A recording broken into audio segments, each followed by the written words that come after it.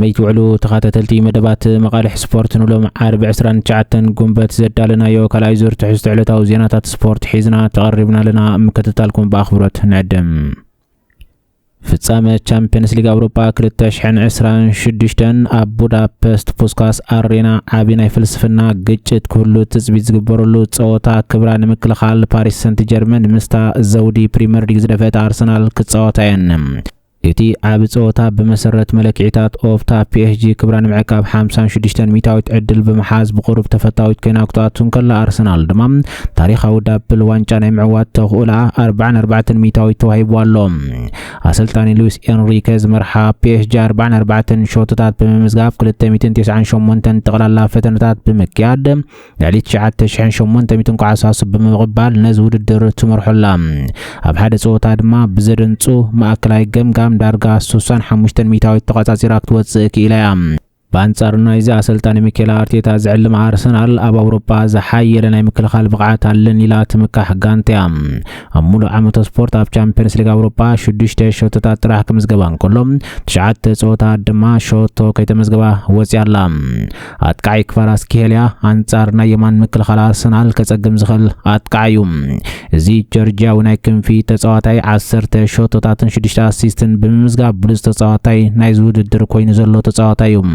ተጻዋታይ ክለብ አርሰናል ጁሪያን ቲምበር አጠራጣሪ በመጽንሑ ቤን ዋይት ድማ ኣብ ዓመት ስፖርት ካብ ጸወታ ወጻኢ በምህላው አሰልጣን አርቴታ ናይ ማእከል ተኸላኻላይ ክርስቲያን ሞስኬራ ንክቫራትስኬልያ ምክትታል ከሰልፎ ክግደድ ይኽእል ዝብል እኳ እንተነበረ ሕጂ ግን ጁሪያን ቲምበር ድልው ኮይኑሎ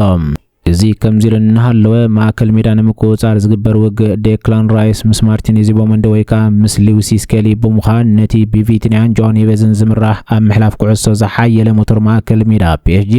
ናይ ምዝራቅ ከቢድ ዕማም ክጽበዮ እዩ ብፍላይ ራይስ ኣካላዊ ዓብላልነት ተጠቂሙ ፒኤስጂ ልሙድ ቴምቦ ናይ ተጸወታ ከይትሰርዕ ወሳኒ ክኸውን እዩ ኣብ መስመር መጥቃዕቲ ክለብ አርሰናል ሃቫርተዝ ብዓሚቕ ናይ ርእሲ ሜንታሊቲን ናይ ማእከል ተኸላኸልቲ ክለብ ፒኤስጂ ማርኪኖስ ሚስ ዊሊያም ፓቾ ከዳህለሎም ተጽቢት ክግበረሉ እንከሎም ወይ ድማ አርቴታ ንኣካላዊ ብቕዓት ቪክቶር ዮከረስ ተጠቂሙ ናይ ድሕሪት መስመር ፒኤስጂ ገለ ክገብሮ ክፍትን እዩ እቲ ካልእ ስልቲ አርሰናል ኣብ ሴት ፒስ አንጻር ሓላው ልዳት ገጢምካ ምድኻም ዝብል እዩ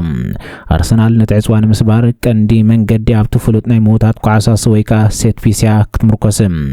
ሓላው ልዳት ክለብ ፒኤስጂ ሳቫኖቭ ምስ ልዑል መስቀላዊ ቅልዓት ክላመድ ስለ ዘይከኣለ አርሰናል ነዚ ክትጥቀመሉ ዕድል ኣለዋ እዚ ከምዚል እንከሎ እቲ ካልእ ረቑሒ ናይ ጸወታ ድኻም አርሰናል ኣብ ዓመት ስፖርት እዩ አርሰናል ብናይ ውሽጢ ሃገር ጸወታት ካብ ፒኤስጂ ንላዕሊ ልዕሊ 6700 ደቂቕ ተጻዊታላ ከም ግምት ብዙሓት ድማ እቲ ጸወታ ናብ ኣድካሚ ናይ 120 ደቂቕ ክበጽሕ ከም ዝኽእል ይግለጽ ካብቲ እዚ ጸወታ ታሪኻውን ተጽቢታውን ክገብሮ ዝኽእል ነጥብታት ምስ ንጠቅስካ እቲ ዝሓየለ መስመር መጥቃዕቲ ምስ ዝሓየለ መስመር ምክልኻል ክራኸብ እዩ እዚ ማለት አርሰናል ኣብ ዓመት ስፖርት ኣብ ቻምፒየንስ ሊግ አውሮፓ 6 ሾቶታት ጥራሕ ክምዝገባ እንከሎ 9 ጸወታት ድማ ሾቶ ከይተመዝገባ ወጽያላ በአንጻሩ ፈረንሳዊት ክለብ ፒኤስጂ ኣብ ውድድር 44 ሾቶታት ብምዝጋብ ዝሓየለ መስመር መጥቃዕቲ ወኒና ዘላ ክለብ እያ እቲ ካልኣይ ዕውታት ክልተ ሊጋት ዝረኸባሉ ኣጋጣሚ እዩ ፈረንሳዊት ክለብ ፒኤስጂ ዕውቲ ዋንጫ ሊግ ዋን ፈረንሳ ክትከውን እንከላ አርሰናል ድማ ዕውቲ ዋንጫ ፕሪሚየር ሊግ ምዃና ይፍለጥ ሳልሳይ ክልቲአን ነተመሳሳሊ ዕላማ ከኣትዋየን እዚ ማለት ፒኤስጂ ዝሓለፈ ዓመት ንመጀመርያ ግዜ ድሕሪ ምዕዋታ ክብራ ንምዕቃብ ክትኣቱ እንከላ አርሰናል ድማ ንመጀመርያ ግዜ ነታ ዋንጫ ንምልዓል ክትኣትያ ራብዓይ እቲ ዝሓየለ ሓላው ልዳት ምስቲ ዝሓየለ ኣጥቃዒ ዝራኸቡሉ እዩ እዚ ድማ ሓላው ልዳት አርሰናል ዴቪድ ራያን 19 ጸወታት ሾቶ ከይተመዝገበ ክወጽእ እንከሎ ክቫራትስኬልያ ድማ እቲ ኣብ መስመር መጥቃዕቲ ዝበዝሐ ኣበርክቶ ክገብር ዝኽኣለ ተጻዋታይ እዩ ካብ መግለጺታት ገለ ተጻዋትን ኣሰልጠንትን ናይ ዘን ክለባት ምስ ንጠቅስ ተጻዋታይ ክለብ ፒኤስጂ ዑስማን ደምበለ አርሰናል ዘገርም ስራሕ ዝሰርሐ ስልጣን ኣለዋ አርሰናል ኣዝያ ብልስቲ ጋንቲያ ከምቲ ዝረኣናዮ ኣዝዩ ጽቡቕ ጸወታ ተጻዋት ዳርጋ ኣብ ኩሉ ቦታታት ሓያልያ ኣብ ምጥቃዕ ምክልኻል ብርግጽ ድማ ኣብ ሴት ፒስ ክብል ተዛሪቦም አርሰናል ዋንጫ ፕሪሚየር ሊግ ክትዕወት ምርኣይ ኣይገርመንን ሎም ዓመት ይግብኦም ነይሩ ዝያዳ ቁንዓት ኮይኖም ተጻዊቶም ይግብኦም ይዝበለ ድማ ኣሰልጣኒ ክለብ ፒኤስጂ ሉዊስ ኤንሪኬ እዩ አሰልጣኝ ክለብ አርሰናል ሚኬል አርቴታ ንፒኤስጂ ዘለዎን አዳብ በመሓዝ ብኩዕሶ ቢላን ጾታ ክትዕብልሎ ዘሎ ዓቕሚ ብምስትብሃል ንአሰልጣኝ ፒኤስጂ ሉዊስ ኤንሪኬ ማጂክ አሰልጣኝ ክብል ነይርዎም። ቡካዮ ሳካ ብወገኑ አርሰናል በዚ ጾታ ቢላ ታሪክ ንምፍጣር ዓቢ ዕድል እዩ ክብል ገሊጽዎም። ፒኤስጂ ክብራ ክትከላኸል ጽሬት ዘለዎም ተጻዋቲ ከምትውንን ብምጥቃስ እቲ ጾታ ብደቃይቕ ዘይኮነ በቲ ህሞታትን ቁሩብ ጽሬትን በቲ ዝሓሸ ውደባ ከም ዝውሰን ድማ ኣመልኪቶም።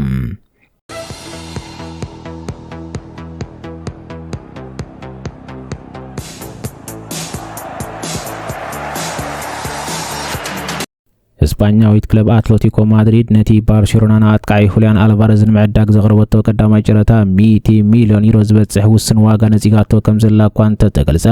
እታ ክለብ ግን ሓሶት ክትብል ትጭድራላ። እታ ካታላናዊት ክለብ ብዘይ ዝኾነ ተወሳኺ ወይ ከዓ ምልውዋጥ ተጻዋቲ ንፈለም እዋን ወግዓው እማመ ከም ዘቅረበት ዝገለጸ ፋብሪዚዮ ሮማኖ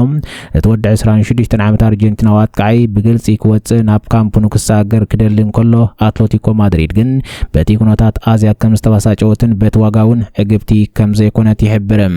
እቲ ጸብጻብ ከም ዝገልጾ ባርሴሎና ሁሊያን አልቫሬዝ ናይ መጀመርያ 100 ሚሊዮን ዩሮ ዝበጽሕ ጽኑዕ ገደብ ኣቐሚጣላ። ይኹን እምበር አትሌቲኮ ማድሪድ ሓንቲ ክለብ ካብ 120 ሚሊዮን ክሳብ 130 ሚሊዮን ዩሮ ዝጅምር ዕድመ ምስ ተቐርብ ጥራሕ ወግዓዊ ዝርርብ ከም ትኸፍት ኣፍሊጣላ። ኣብ ማድሪድ ውዕል ምሕዳስ ኣብይ ዘሎ ሁሊያን አልቫሬዝ ብሕልሚ ናብ ባርሴሎና ብምስጋር ንመሰረተ ልምዓት አትሌቲኮ ማድሪድ ብሓይሊ ተጽዕኖ ክገብረሉ ትጽቢት ይግበረሉ። ኣብ ላሊጋ ናብ ፋይናንሳዊ ሕጊ ብምምላስ ካብ ጽገም ወጽያ ትበሃል ዘላ ባርሴሎና ድሕሪ ሮበርት ሌቫንዶቭስኪ ትኸዶ ዘላ ህይወት ዳግማይ ንምቅላስ ኣብ ትሰርሓሉ ዘላ እዋን ድሮ 80 ሚሊዮን ዩሮ ወጽያ ንአንቶኒ ጎርደን ካብ ኒውካስትል ዋንነታ ጌራቶላ። እዚ ከምዚል እንከሎ ክለባት ፕሪሚየር ሊግ አርሰናል፣ ቸልሲ ምስ ፓሪስ ሰንት ጀርመን ነቲ ኩነታት ብዓብዩ ትኹረት ሂበን ይሰርሓሉ ከም ዘለዋ ክግለጹ እንከሎ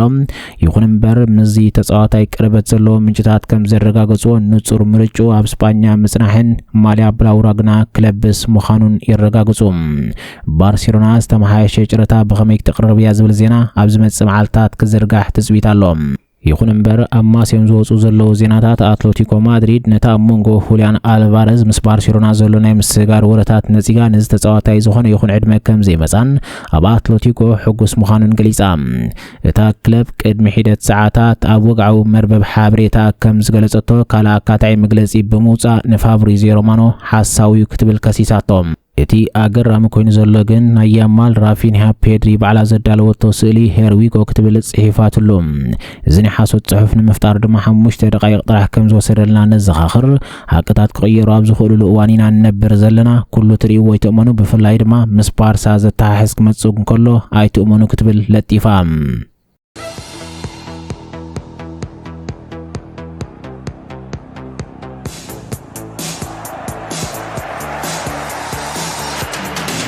ናይ የማን ተኸላኻላይ ክለብ አርሰናል ጁሪያን ቲምበር ንመዛዘም ጸወታ ቻምፒየንስ ሊግ አውሮፓ ንምጅማር ብወግዒ ድሉ ከም ዘሎ ተገሊጹ። አሰልጣኝ አርሰናል ሚኬል አርቴታ ሎም ዓርቢ ኣብ ቡዳፔስት ቅድሚ ጸወታ ኣብ ዝሃቦ ጋዜጣዊ መግለጺ እዚ ሆላንዳዊ ተኸላኻላይ ሙሉእ ብምሉእ ከም ዝሓወየን ጸወታ ክጅምሮ ድሉ ምዃኑን ኣረጋጊጹሎም። ቲምበር ብ14 መጋቢት አንጻር ኤቨርተን ኣብ ዘካየድዎ ጸወታ ኣብ ሸኾነ ውጽገም ስለ ዘጋጠሙ ንኽልተ ኣዋርሕ ካብ ጸወታ ወጻኢ ኮይኑ ምጽንሑ ይፍለጥ። ብሰንኪ እውን ኣብዚ ዓመተ ስፖርት ኣብ ዝሓለፉ 14 ጸወታት ክሳተፍ ኣይከኣለን። እዚ ማለት ድማ አርሰናል ድሕሪ 22 ዓመታት ንፈለማ እዋን ዋንጫ ፕሪሚየር ሊግ ክትዓትር ዘመዝገበቶ ታሪኻዊ ዓወት ኮፍ ኢሉ ክዕዘብ ተገዲዱ እዩ። መምላስ ቲምበር ንአርሰናል ዓቢ ምትብባዕ ክኸውን እንከሎ ምኽንያቱ ናይ የማን ተኸላኻላይ ቤን ዋይት ብሰንኪ ማህረምቲ ብርኪ ካብ ጸወታ ወጻኢ ምህላው ክሳሓት የብሉን። ቅልጣፈን ኣካላዊ ሓይልን ቲምበር ኣብ የማናይ መስመር ምክልኻል ንሓደገኛታት ተጻዋቲ ፓሪስ ሰንት ጀርመን ክሕዝ ተኽእሎ ኣሎ። ብዘይካ እዚ ናይ ክንፋ ኣጥቃዒ ኖኒ ማድከውን ብቑዕ ምዃኑ ክሕበር እንከሎ ቤን ዋይት ጥራሒቱ እንኮ ኣብዚ ጸወታ ክርከብ ዘይክእል ተጻዋታይ ክለብ አርሰናል።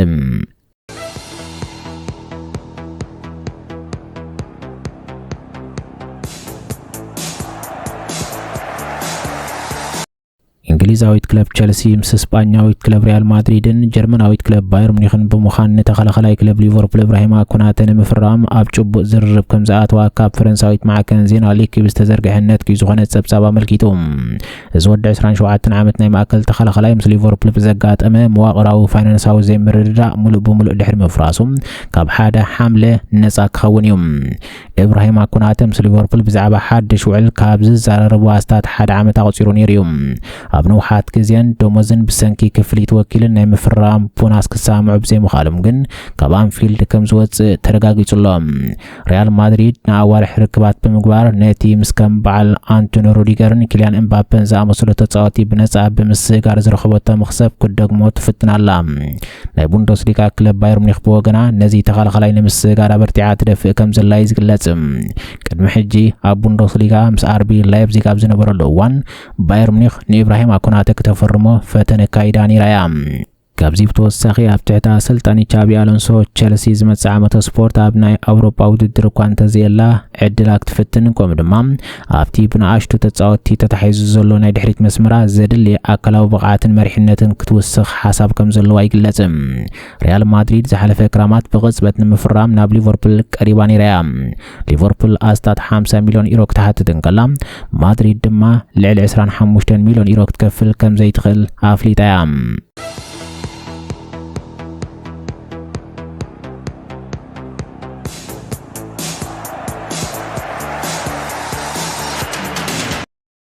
እስፓኛዊት ክለብ ሪያል ማድሪድ ነተኸላኸላይ ማንቸስተር ሲቲ ጃስኮ ግቫርዲዮል ንምፍራም ምስ ወከልቲ እቲ ተጻዋታይ ብወግዒ ዝርርብ ብምኽፋት ናብቲ ውድድር ኣትያላ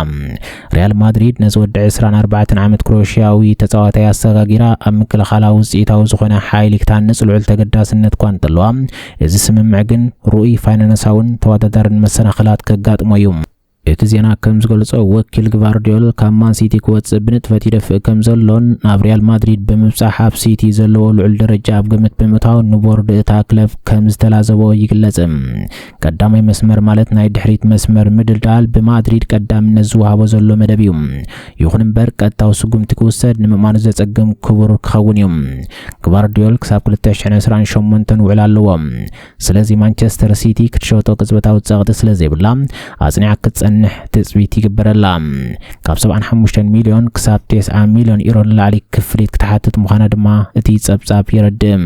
ብዘካዚ ባርሴሎና ጀርመናዊት ክለብ ባየር ሙኒኽ ምስ ወከልቲ ግቫርዲዮል ርክብ ብምፍጣር ነቲ ኩነታት ናብ ልዑል ዋጋ ዘለዎ ናይ ምስጋር ውግእ ቀይሮንኦ ከም ዘለዋ እዩ ዝንገር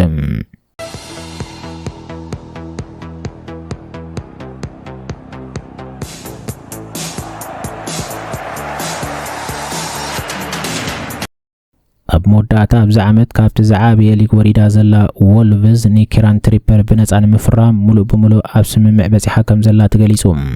እዚ ወዲ 35 ዓመት ተኸላኸላይ ድሕሪ 5 ዓመታት ጻንሒት ምስ ኒውካስትል ዩናይትድ ዝነበረ ውዕል ዛዚሙ ብወግዒ ድሕሪ ምፍልላዩ